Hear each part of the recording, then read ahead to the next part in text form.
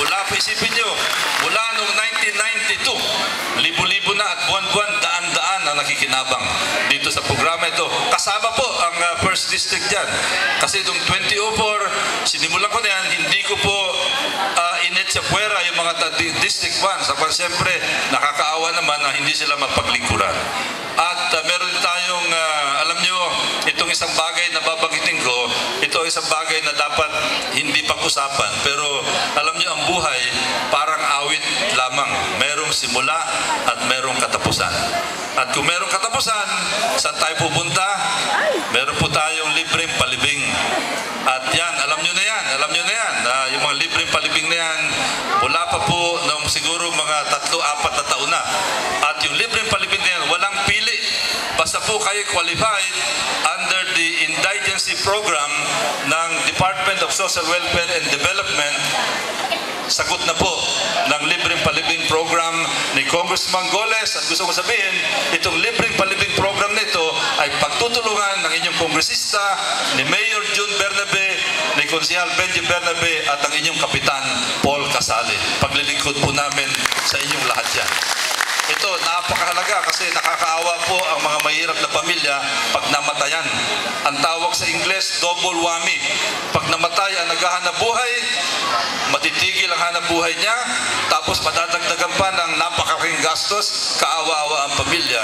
At ako'y natutuwa na itong bagay na ito ay nagagawa natin ngayon bilang paglilingkod sa inyong lahat. So, yun lamang po ang masasabi ko.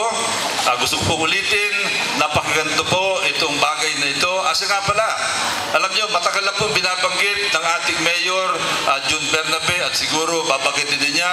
Sapagkat noon pa to, naalala ko, 2007 kampanya pa. 2010 kampanya, binabanggit na po ni Mayor Bernabe yung pong kanyang inisyatibo at napakagandang programa doon po sa reclamation.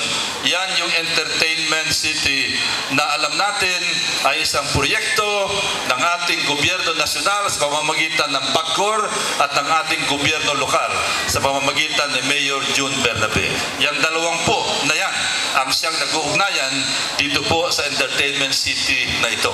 Yan pong dalawa. Huwag niyo pong kalimutan yan. Yan ang dalawang sektor na nagtutulungan para po sa Entertainment City, at kung saan man makarating ang Entertainment City na yan, yan ay kredito ng ating butihing Mayor June Bernabe. Kahit nawala sa rito, palakpakan natin si Mayor Bernabe sapagkat yung proyekto na yan ay magbibigay ng napakaraming trabaho para sa mga lahat sa atin dito na merong kwalifikasyon sa mga trabahong yan. Doon sa Entertainment City. Kaya ngayon pa lang siguro paghandaan nyo na yan sapagkat maigi na yung kayo nakahanda.